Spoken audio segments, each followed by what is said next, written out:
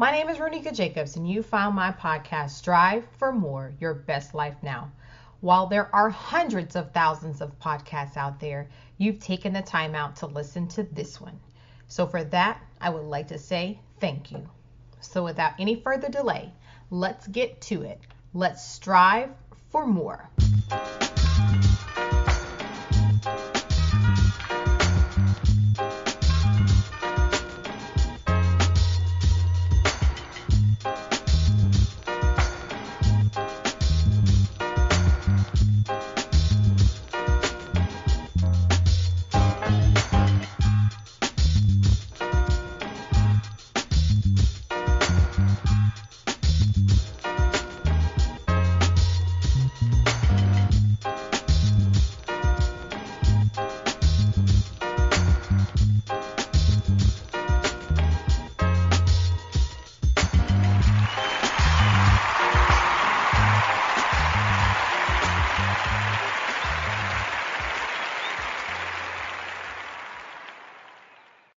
My next guest, Jacqueline Jack Perez, is helping women strive for more in the area of female empowerment and personal development.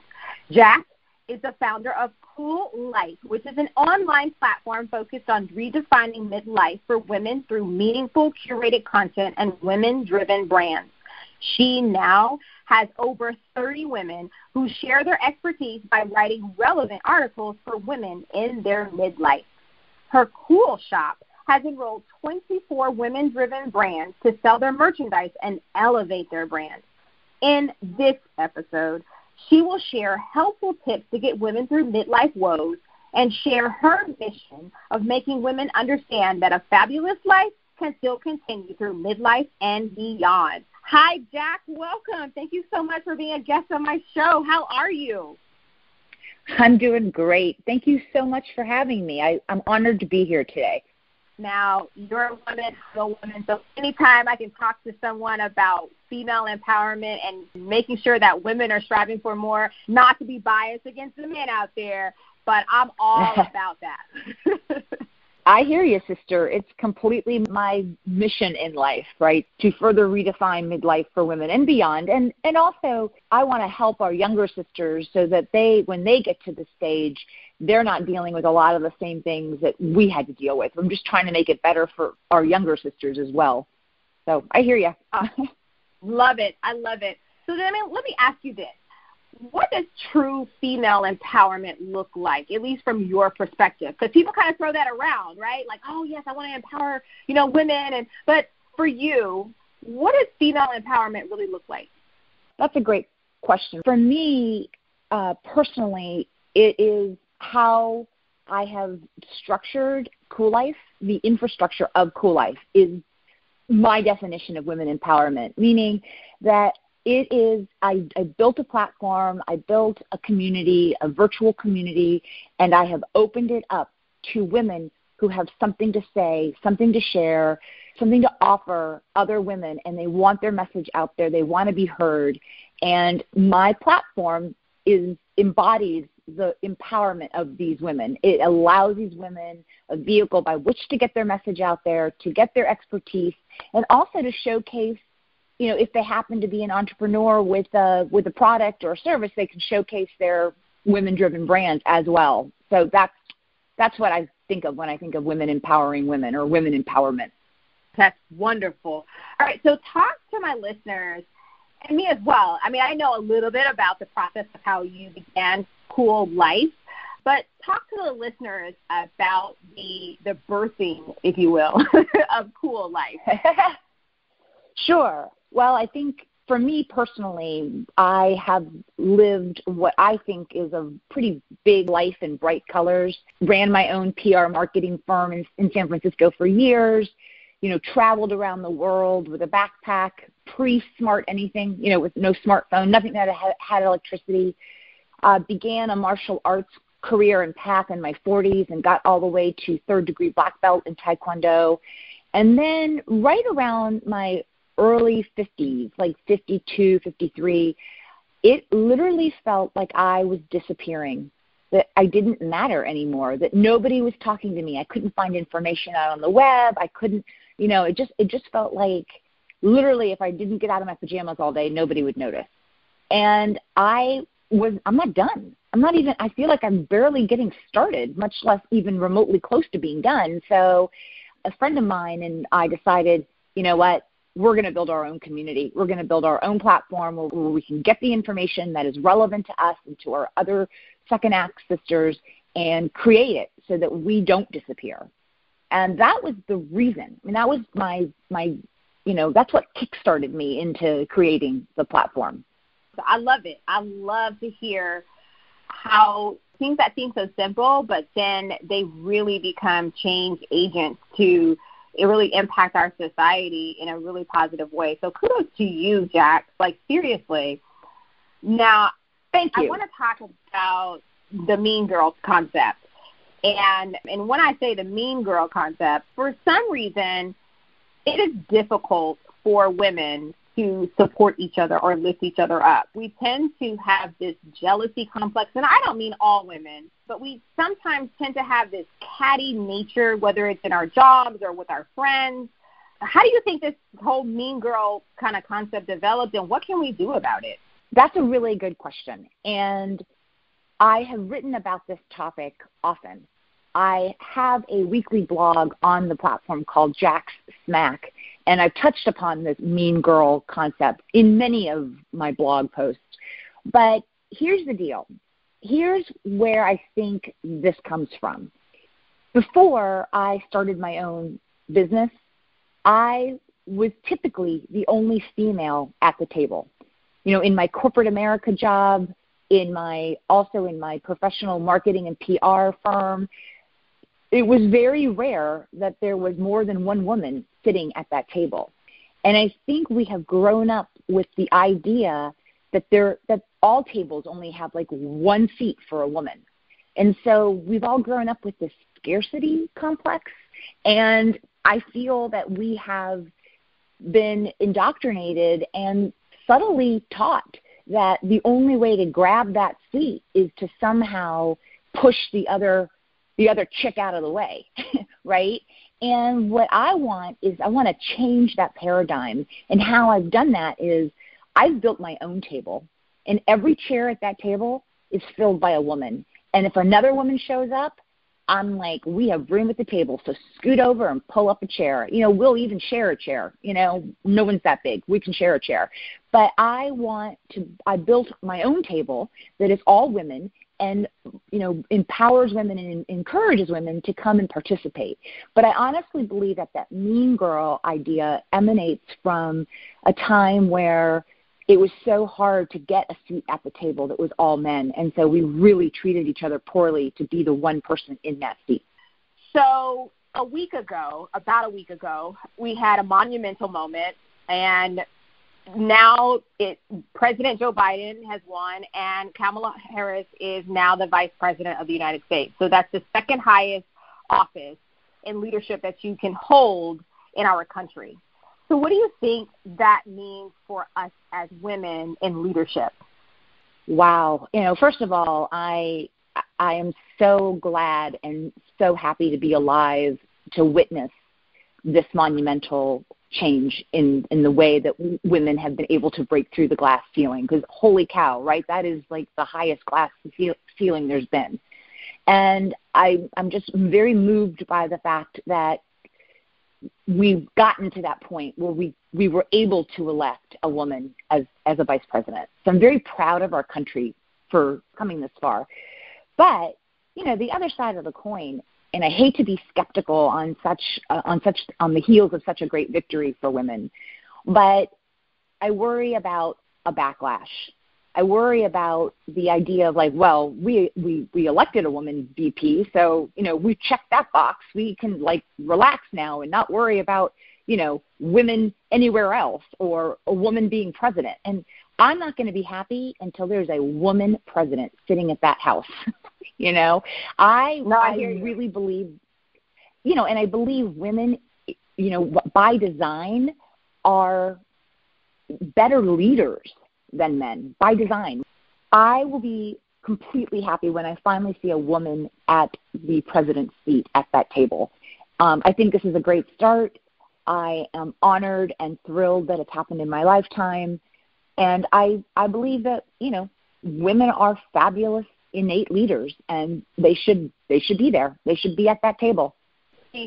Disheartening at times to find out the United States, although we are a young country, right? So if you really think about it, I mean, we haven't been around that long. I mean, just under 300 years, right? So 1776, right, to now, to 2020.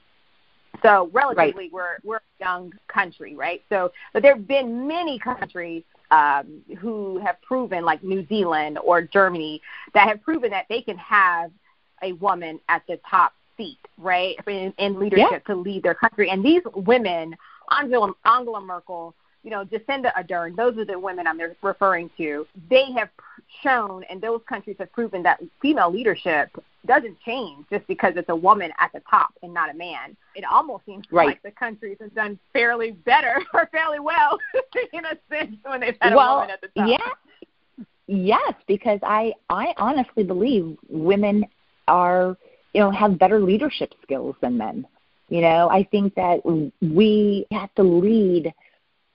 We haven't had a lot of direct power most of our lives, and if you think about it, even like as not far back as like the mid-70s, women couldn't even get their own credit card or buy a house, get a mortgage on their own. So we are equal, our equality, our equal rights, our civil equal rights, they're if you think our country's young, our equal rights are even younger, right? And so I think, we've had to develop leadership skills all along because we didn't have the direct power.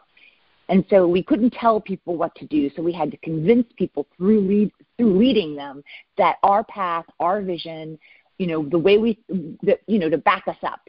And so we've been socialized to be really good leaders because we haven't had the big stick to hit people over the head to make them do things. No, I couldn't agree with you more. And I think, like you said, we tend to be, in a sense, better leaders. Again, not taking any away from men, because I know a lot of great men in leadership. But I often wonder if it's, the way we are wired, especially if we are women who have the opportunity to be mothers, right? Because I think about myself as a mother, and I'm sure it's the same with you, Jack. We handle a lot, and we handle a lot all at the same time. I mean, whether you have one child or multiple children, and then not to mention if you have a partner, and then yourself, and then your job, right? So we have lots of balls in the air that we're juggling constantly and trying to make sure that they all don't drop. And so I wonder if that's what it is in leadership, because we have that ability to think on multiple things and multiple important, topics and activities all at the same time. I couldn't agree more. I mean, absolutely. What you forgot in there are the pets too, right? Because there's all that stuff, and then you have to keep the pets alive too, because you're sort of responsible for that. You're sort of responsible for that as well. So yes, my son will tell me, he often says, it's not lost unless you can't find it, Mom. It's like whatever's missing, he's like, Mom, can you help me? Because I'll know it's really lost if you can't find it. So how is it that I can find stuff? I mean, what is that? What? Do I have some special powers that I don't know about? Right. Most definitely. No, I can attest to that because I'm constantly finding things for my boys here at the house. All right. So speaking of parenthood and motherhood especially, sometimes women, they become empty nesters. All their children graduate, and there's that term, empty nester. And they have trouble understanding where to go next since their kids are gone, because they've been a parent that's kind of been their whole life, and now their children are gone, they're adults. And they kind of sometimes have an empty feeling inside. So what are some things that you can say to women to make them, feel comfortable with, now your job in life has shifted a little bit now that you don't have young people to take care of?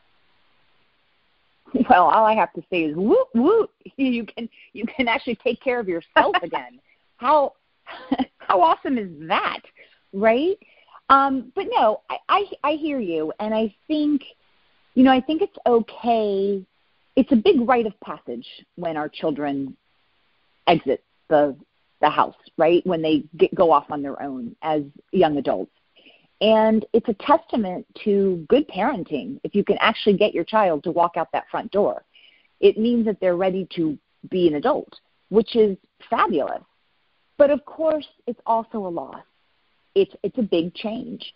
And it's really okay to grieve that and to go through that process.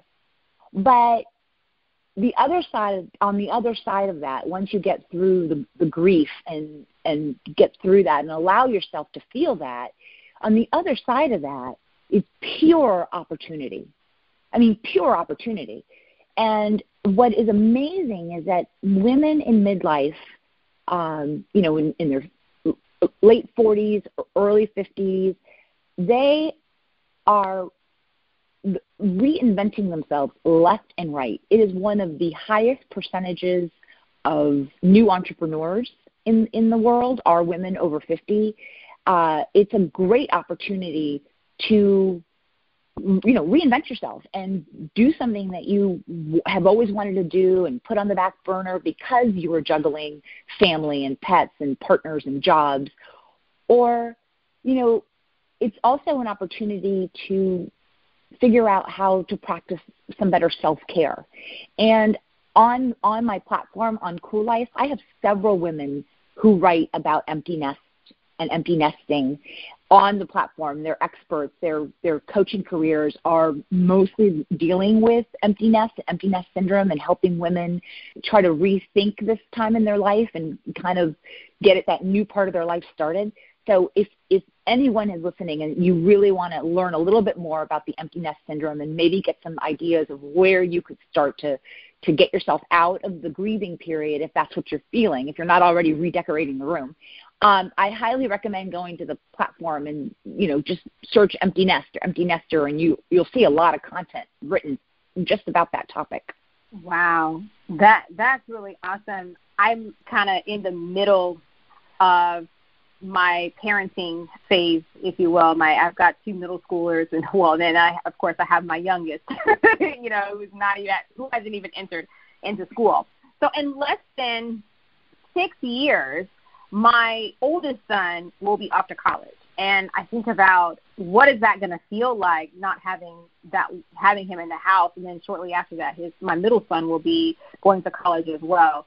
And so sometimes we're so used to juggling things, like I said before, and schedules and events and activities and friends, getting them to all these different parties. So I often wonder sometimes, like, what is that gonna look like once I don't have to do that anymore? So some of the women out there, yes, you're right, Jack. There is life after our kids, and so we got to make sure we have one. That's for sure. Well, and also our kids get us ready for that moment. They don't go from you driving them to parties and you helping them with their homework and you running back to get the homework that they forgot from school back in the days where they actually used to go to school. They don't go from that to walking out your door. You know what they do first? They get a driver's license and car keys. And then all of a sudden, it's almost as if you've lost them, even though they still bring you your dirty laundry and they still expect for you to wave that magic make food wand. But other than that, it's really hard to get them, to participate in the family because they're really exercising their independence, which in a way I think helps prepare us for the eventuality of when they're not coming back for the magic wave your food wand or the laundry, So I think it's not an abrupt change. It does happen gradually. Well, that's true. I can't say that because I'm watching my boys become more and more independent every day. Now, I want to shift slightly because I know our society and even just culturally, if you are a woman, then the expectation is that you get married and you have children, that you are expected to be a wife and you are expected to be a mother. And yes, you can have your career, but really that's what your goal is supposed to be, right? So what can you say to women who have not gotten married and perhaps they're in their 50s or 60s and, you know, they just have never gotten married, whether it just never happened to them or it just wasn't their goal, which is totally fine. And then also for the women who, same thing, like motherhood just wasn't for them or it just didn't happen for them.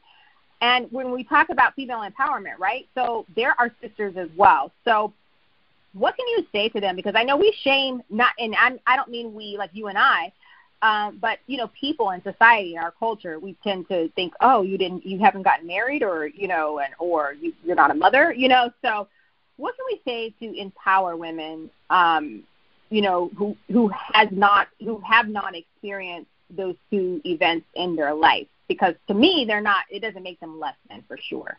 Oh, 100%. I mean, more power to you, sister.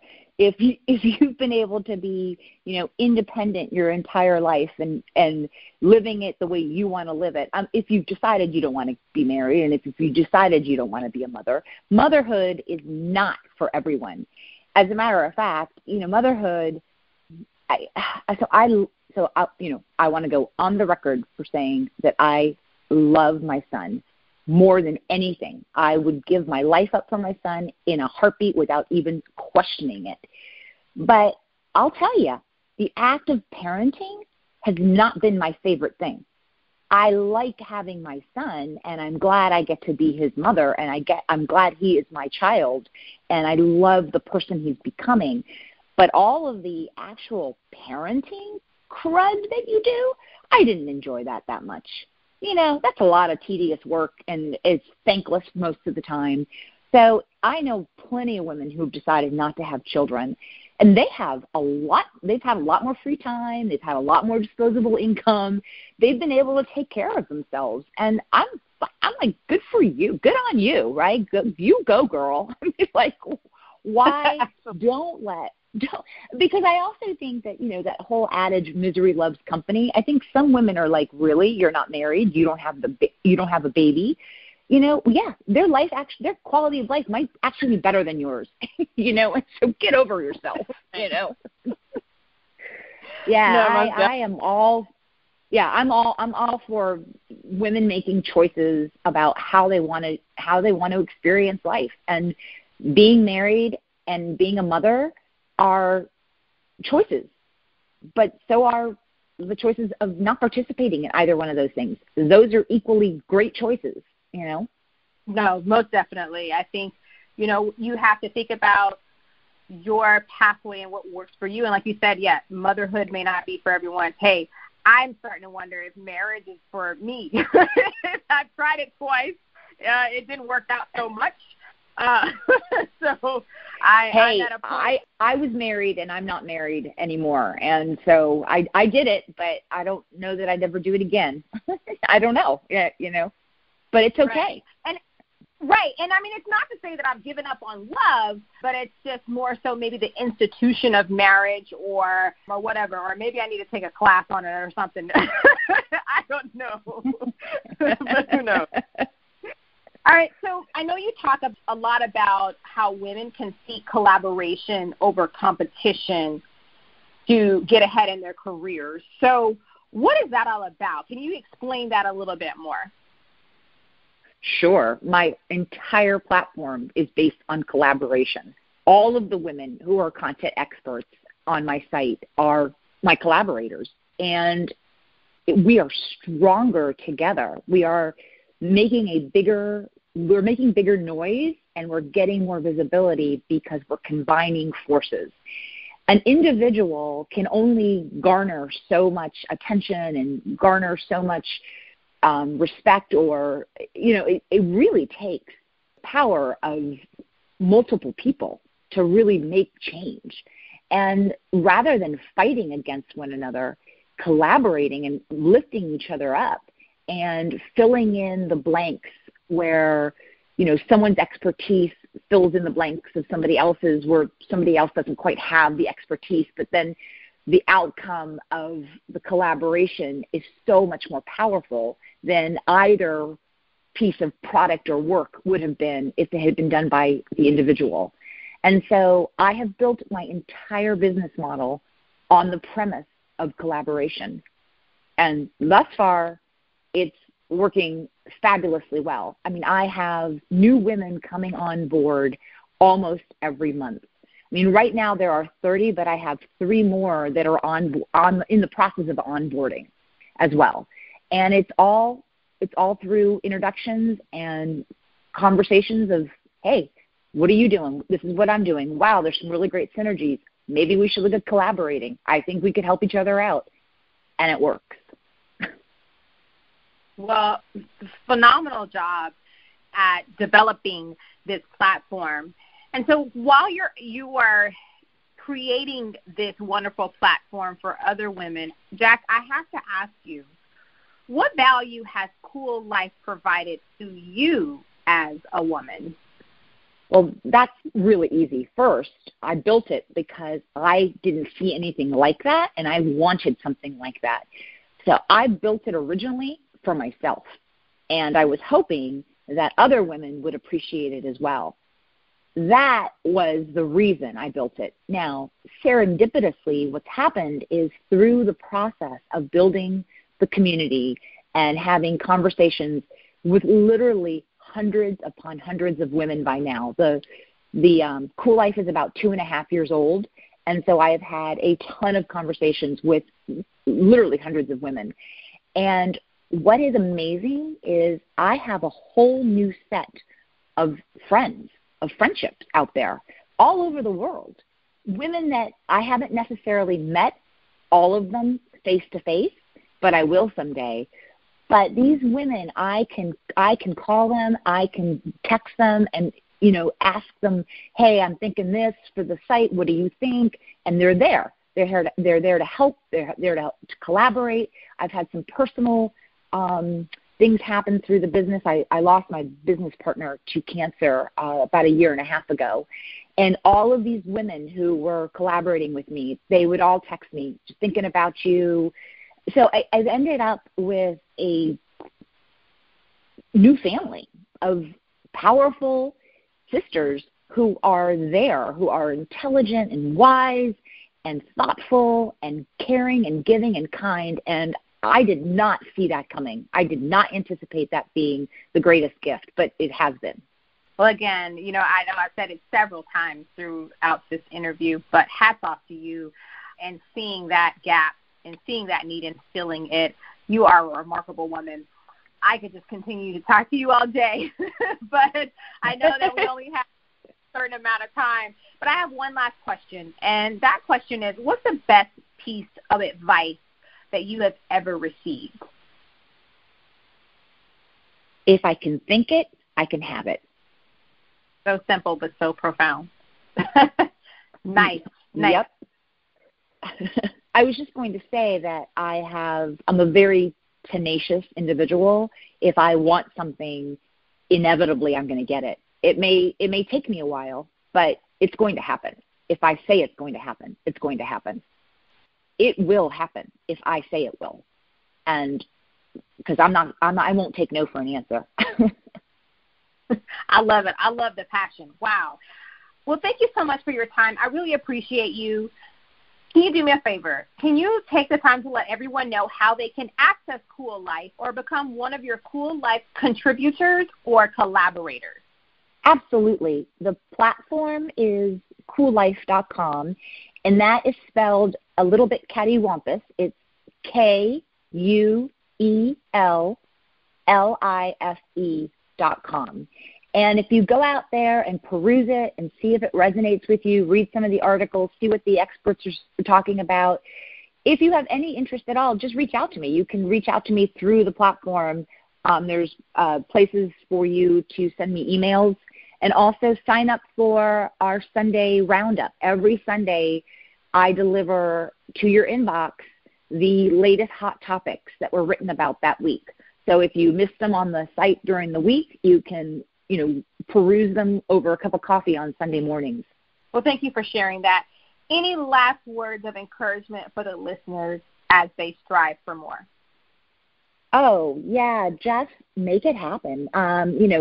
Figure out what you want to do. And it doesn't even have to be, it doesn't have to be like the ideal thing that you want to do. Just pick something and see if that's it. See if that sticks. And if it doesn't stick, pick something else. But moving forward and learning and keeping yourself interested in the world that we live in, we have so much life to live, and there's no reason we should slow down in midlife and beyond. We can have it all. Wonderful. Well, Jack, thank you so much for your time. I really appreciate you. I wish you and your family nothing but blessings and abundance in your future. Please take care. Thank you for having me here.